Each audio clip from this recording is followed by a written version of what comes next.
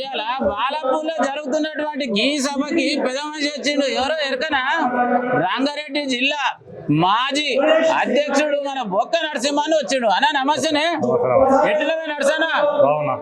చాలా రోజుల తర్వాత మళ్ళా కానొచ్చు, ఏడుపిట్ల బుల్లెట్ల లేక అయితే అప్పుడు కానొచ్చుటి, ఈ మధ్య కానొచ్చులు చెప్పడానికి ఇంత పెద్ద మీటింగ్ ఏర్పాటు చేసిరు. ఇంతకీ మీటింగ్ ఎందుకు ఏర్పాటు చేసిరు? ఇంతకేమైందే? ఏదైతే గతంలో ఉన్నటువంటి ప్రభుత్వాలు లౌకికవాదం, సెక్యులరిజం అని చెప్పి ఒక దొంగ సాకులు చూపించి ఒక వర్గాన్ని ప్రోత్సహించడం, వాళ్ళని ఓటు బ్యాంక్గా మలుచుకోవడానికి విదేశాల నుంచి వాళ్ళను దేశంలో చెప్పించి వాళ్ళతోటి ఓట్లు వేసుకొని గెలవాలనే ఒక ఆలోచనతోటి గత ప్రభుత్వాలు చేసినాయి. కాబట్టి ఈరోజు ఈ దేశంలో ఒకటే ఆలోచన, ఈ దేశంలో ఉన్నోడే ఈ దేశ సంపద అనుభవించాలి, ఈ దేశంలో పుట్టినటువంటి వాడే ఈ దేశం యొక్క వనరులు అనుభవించాలి.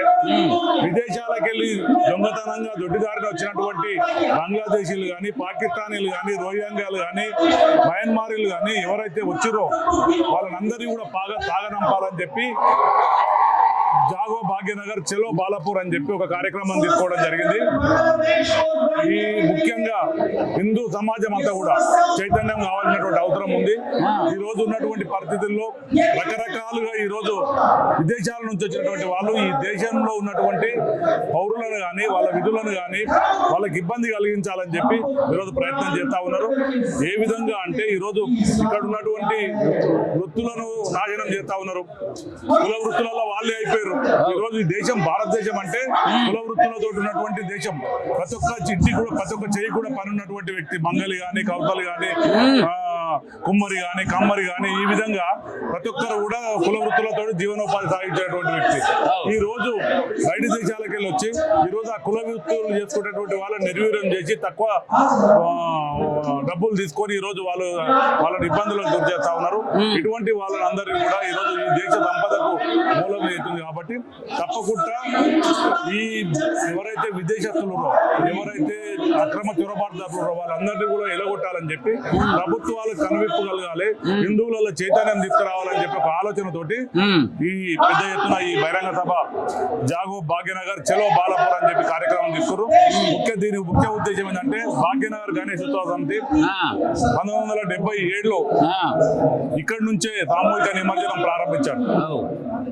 ఆ రోజు చైతన్యం తీసుకొచ్చి, హిందువులలో ఐక్యత తీసుకొచ్చి అందరూ కూడా సామూహికంగా గణేష్ నిమజ్జనాలు చేస్తూ అప్పుడు ఉన్నటువంటి మత కల్లోలను వాళ్ళు అందరూ కూడా సమైక్యంగా ఎదుర్కొన్నటువంటి సందర్భం గుర్తు చేస్తూ ఈ రోజు కూడా అదే భాగ్యనగర్ గణేష్ ఉత్సవ సమితి ఈ రోజు కూడా సమైక్యంగా హిందువులందరూ ఉండాలి, హిందువులను చైతన్యపరచాలని చెప్పి ఒక హిందూ వేదికగా ఈ రోజు ఈ బహిరంగ సభ నిర్వహిస్తా ఉన్నారు. ముఖ్యంగా మేము డిమాండ్ చేసేది ఒకటే, ప్రభుత్వాలను ఎవరైతే విదేశస్తులురో వాళ్ళను ఈ దేశం నుంచి సాగనంపాలి. ప్రభుత్వాలు ఇలా కేంద్ర ప్రభుత్వం ఉండాలి, రాష్ట్ర ప్రభుత్వం ఉండాలి. కేంద్ర ప్రభుత్వం కూడా ఈ రోజు SIR పేరు మీద ఈ రోజు మొత్తం జనగణన చేసి ఈ రోజు ఎవరైతే ఉన్నారో వాళ్ళందరినీ కూడా పంపించేటటువంటి విధంగా ఈ రోజు కేంద్ర హోంమంత్రిత్వ శాఖ కానీ వాళ్ళు చేస్తా ఉన్నారు.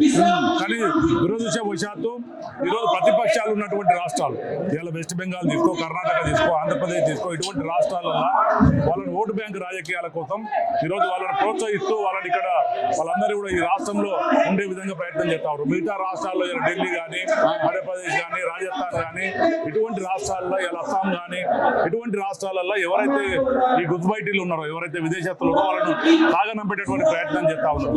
కానీ ఈ రాష్ట్రంలో మాత్రం వాళ్ళని ప్రోత్సహిస్తూ ఎక్కడ ఇబ్బంది వచ్చినా ఈ రాష్ట్రంలో మేము సేఫ్గా ఉండొచ్చు, ఆదుకోవచ్చు అని చెప్పి ఈరోజు వెస్ట్ బెంగాల్ లాంటి రాష్ట్రంకి వెళ్ళి కూడా ఈరోజు ఈ రాష్ట్రానికి వలస వస్తా ఉన్నారు. కాబట్టి హిందువులలో చైతన్యం తీసుకురావాలి. ఈ ప్రాంతంలో ఉన్నటువంటి రోహింగ్యాలు ఎన్నో సామాజిక విధంగా ఈ ప్రాంతాన్ని దెబ్బతీయాలని చెప్పి ఈ ప్రాంతంలో మత కల్లోలాలు సృష్టించాలి, ఈ ప్రాంతంలో గొడవలు సృష్టించాలి, ఈ ప్రాంతంలో అల్లకల్లోలాలు సృష్టించాలని చెప్పి ఈరోజు రోహింగ్యాలు ప్రయత్నం చేస్తా ఉన్నారు. కాబట్టి అటువంటి వాళ్ళందరూ కూడా ఎలగొట్టాలని చెప్పి ఈ పెద్ద ఎత్తున ఈరోజు ఈ ధర్మరక్ష సభ ఏర్పాటు చేయడం జరిగింది. ఈ ధర్మరక్ష సభను విజయవంతం పెద్ద ఎత్తున ఈరోజు చైతన్యమై హిందువులు ఈ ప్రాంతం అంతా కూడా పోయింది, రావడానికి ఇబ్బంది ఉన్నటువంటి పరిస్థితి. ఈరోజు అన్ని రహదారులు కూడా ఈరోజు క్లోజ్ చేసేటటువంటి పరిస్థితి. ఈరోజు నేను ఇప్పుడు మందమల్లమ్మ కాడికి వస్తున్న పోలీసు వాళ్ళు అన్ని మొత్తం ఫుల్ జామ్ అయిందని చెప్పి అన్నీ బంద్ పెడతా ఉన్నారు. అంటే అటువంటి పరిస్థితి ఈరోజు చైతన్యమైంది. ఇంతమంది జనాలు వచ్చారు, ఇంత పెద్ద ఎత్తున దిగ్విజయమైంది. హిందువులలో చైతన్యం వచ్చింది అనడానికి ఇది నిదర్శనం. ఈరోజు దేశవ్యాప్తంగా హిందువులలో చైతన్యం వచ్చింది. హైదరాబాద్ లో కూడా ఈ చైతన్యం వచ్చింది. మేము ఈ ఎవరైతే విదేశస్తులురో, ఎవరైతే అక్రమ చొరబాటుదారులురో వాళ్ళందరూ కూడా ఎల్లగొట్టే వరకు కూడా మేము ఈ పోరాటం చేస్తాం, చైతన్యం తీసుకొస్తాం, ప్రభుత్వాల మీద ఒత్తిడి తీసుకొస్తాం. చూసిరు కదా, ఏదేమైనా కూడా ఏ గుడికాడ సమస్య వచ్చినా మేమే ఉంటాం, ఏ బడికాడ సమస్య వచ్చినా మేమే ఉంటాం. కానీ ఫైనల్ గా మాత్రం ఈ బాలాపూర్ లో ఉన్న ఇవాళ పేరు చెప్పాలంటే కూడా నాకు మంచిగా అనిపించలేదు. మన అన్న అయితే వీళ్ళని పంపించేదాకా అస్సలు ఊరుకోమని చెప్పేసి 2 ముచ్చట్లు చెప్పిండు మా నరసన్న.